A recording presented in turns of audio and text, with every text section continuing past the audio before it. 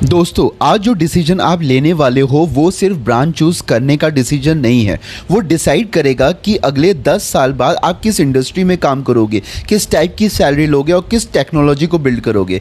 एक तरफ है कंप्यूटर साइंस इंजीनियरिंग CSE, जहाँ पे आप AI software coding, Google, Microsoft, Amazon, और दूसरी तरफ है आपका electronics and communication engineering ECE, जहाँ पे semiconductor, chip design, robotics, embedded systems, 5G, Texas instruments, NVIDIA जैसे कंपनीज का फ्यूचर है। लेकिन सबसे बड़ा क्वेश्चन यहाँ है कि AI का फ्यूचर बड़ा है या सेमीकंडक्टर का। अगर AI सब कुछ कर देगा तो ECE खत्म हो जाएगी क्या? या अगर सेमीकंडक्टर इंडस्ट्री बूम करेगी तो क्या CSE की डिमांड कम हो जाएगी? और सबसे इंपॉर्टेंट, Tier 3 कॉलेज वाले स्टूडेंट को CSE लेना चाहिए या ECE?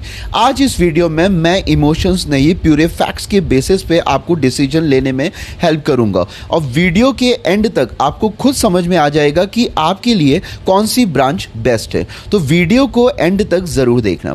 हेलो एवरीवन, मैं हूं राहुल निगम और आप देख रहे हैं इंजीनियर्स पावर। Welcome back. चलिए शुरू करते हैं। सबसे पहला basic difference between CSE and ECE क्या है, सिंपल एग्जांपल में समझते हैं। आपके पास एक लैपटॉप है। क्वेश्चन है कि इस लैपटॉप को किसने बनाया और इसके अंदर चलने वाला सॉफ्टवेयर किसने बनाया। लैपटॉप के अंदर जो प्रोसेसर है वो रैम है, मदरबोर्ड है, सेंसर्स हैं, कम्युनिकेशंस हार्डवेयर्स हैं, ये सब डिज़ाइन करते हैं ECE इंजीनियर्स। कौन करता है? ECE। और उसी लैपटॉप पर चलने वाला जो विंडोज़ है, क्रोम है, जो गेम्स हैं, AI सॉफ्टवेयर्स हैं, जो मोबाइल ऐप्स हैं, वेबसाइट्स हैं, ये सब कौन डेवलप करता है? Obviously CSE engineers. तो सिंपल वर्ड्स में अगर बोलूँ ना तो ECE builds the hardware and CSE builds the software. दोनों एक दूसरे के बिना इनकम्प्लीट है। बात करते हैं CSE में क्या पढ़ोगे। अगर आप CSE चूज़ करते हो तो आपको मेजर फोकस होगा प्रोग्रामिंग में, आपका डेटा स्ट्रक्चर्स में होगा, एल्गोरिथम्स पढ़ोगे, ऑपरेटिंग सिस्टम्स के बारे में पढ़ोगे, DBMS के बारे में पढ़ोगे, computer network, software engineering, artificial intelligence, machine learning and बहुत सारा, जैसे कि क्लाउड कंप्यूटिंग, साइबर सिक्योरिटी हो गया, डेटा साइंस। और ऑनेस्टली ना 90% काम सिर्फ लैपटॉप पर होता है। Coding, projects, software applications, websites, AI जो मॉडल्स क्रिएट होते हैं, everything revolves around the software. अगर आपको कोडिंग पसंद है, प्रॉब्लम सॉल्विंग पसंद है, स्क्रीन के सामने बैठकर काम करना पसंद है, तो CSE बहुत ही स्ट्रॉन्ग ऑप्शन है। अब ECE में आप क्या पढ़ोगे? अब बात करते हैं कि इलेक्ट्रॉनिक्स एंड कम्युनिकेशन इंजीनियरिंग की, कि यहाँ पे कोडिंग भी होती है लेकिन मेजर फोकस हार्डवेयर पर होता है। आपका सब्जेक्ट्स पढ़ोगे जैसे कि आपकी electronic circuits, digital electronics, analog electronics, signal system, communication systems, microprocessors, microcontrollers, embedded systems, VLSI, IoT, 5G technology, semiconductor devices, बहुत सारी चीज़ें, रोबोटिक्स। यहाँ आप एक्चुअल इलेक्ट्रॉनिक सिस्टम्स को डिज़ाइन करना सीखते हो। जो चिप दुनिया चला रही है उसके पीछे इलेक्ट्रॉनिक्स इंजीनियर्स होते हैं। ठीक है।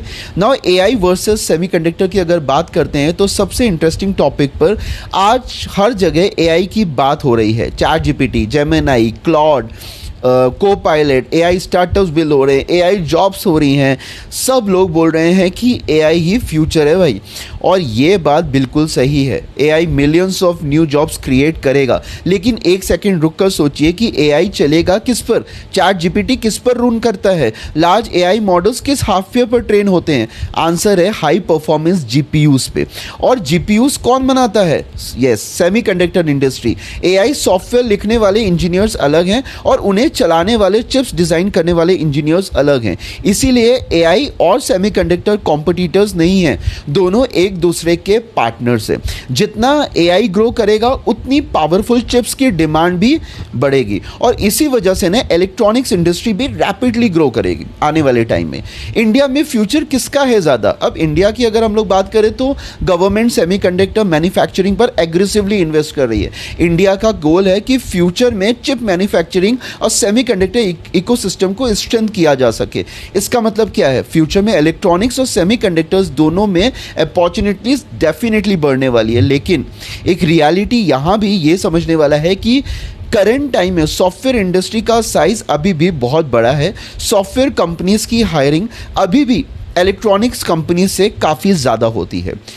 अब हम लोग जॉब्स का कंपैरिजन करते हैं। अगर सिर्फ नंबर ऑफ जॉब्स देखें तो हॉनेस्टली सीएससी क्लियर विनर है। सॉफ्टवेयर इंडस्ट्री में अपॉर्चुनिटीज़ बहुत ज़्यादा है अभी के टाइम पे। Service companies, product companies, startups हो गए, एमएनसीज हो गए, जो रिमोट जॉब्स हो गए, जो फ्रीलांसिंग जॉब्स हो गई, एंड इंटरनेशनल जॉब्स, हर जगह डिमांड है। अप्रॉक्सीमेट लेवल पर दिख रहा है। तो सीएससी स्टूडेंट्स के लिए अपॉर्चुनिटीज़ हैं। इसी कोर रोल्स में कंपैरिजन 3 to 5 टाइम्स तक ज़्यादा दिखना मिल सकता है। लेकिन अगर इसी स्टूडेंट स्किल्ड है, वीएलएसआई उसने सीख लेता है, एम्बेडेड सिस्टम सीख लेता है, तो उसके लिए भी ना बहुत अच्छी अपॉर्चुनिटीज़ अभी भी अवेलेबल है। अब बात करते हैं सैलरी की, ठीक है, जो इम्पॉर्टेंट है। एवरेज पैकेजेस दोनों ब्रांचेस में डिपेंड करता है, आपके कॉलेज पे, आपके स्किल्स पे, आपके इंटर्नशिप्स पे, प्रोजेक्ट्स पे, आपके इंटरव्यू की कैसी परफॉर्मेंस रही है, इन सब पर। जनरली जो एवरेज लेवल पर सीएससी स्टूडेंट्स को 4 से 9 एलपीए तक पैकेजेस देखने को मिल सकता है। इसी स्टूडेंट्स के लिए यही 3.5 से 7 एलपीए का पैकेज होता है। लेकिन top companies picture completely change कर देती हैं। कंपनीज जैसे कि क्वालकॉम हो गया, टेक्सास इंस्ट्रूमेंट्स हो गए, निविडिया हो गया, है ना, इंटेल हो गया, एएमडी हो गया, मीडिया टेक हो गई, ब्रॉडकॉम हो गई, हाई पैकेजेस ऑफर करती हैं बहुत ज़्यादा। इसी तरह सीएससी में भी कुछ जैसे कि Google, Microsoft, Amazon, adobe, एटलांटियन, Salesforce, ठीक है, वॉलमार्ट और ओरेकल, ये हाई पैकेजेस ऑफर करती हैं। इसलिए टॉप पैकेज देखकर ब्रांच डिसाइड मत करिए, स्किल डिसाइड करेगी, ठीक है, ब्रांच नहीं। नेक्स्ट है टीयर वाइज रिकमेंडेशन। अगर मैं बोलूँ तो अब सबसे प्रैक्टिकल एडवाइस, जो टीयर 1 के कॉलेज है, अगर आप IIT, top NIT, bits, triple IT, top government college में हो तो ऑनेस्टली इंटरेस्ट फॉलो करो, ठीक है। यहाँ दोनों ब्रांचेस के लिए अपॉर्चुनिटीज़ एक्सीलेंट होती है। टीयर 2 कॉलेज में अगर हो तो ईसी भी अच्छा ऑप्शन है, लेकिन प्लेसमेंट के साथ साथ ऑफ कैंपस प्रिपरेशन भी आपको करनी पड़ेगी। आपको प्रोजेक्ट्स करने पड़ेंगे, आपको इंटर्नशिप्स करनी पड़ेगी, स्किल्स बिल्ड करनी पड़ेगी, बहुत इंपॉर्टेंट हो जाएगा।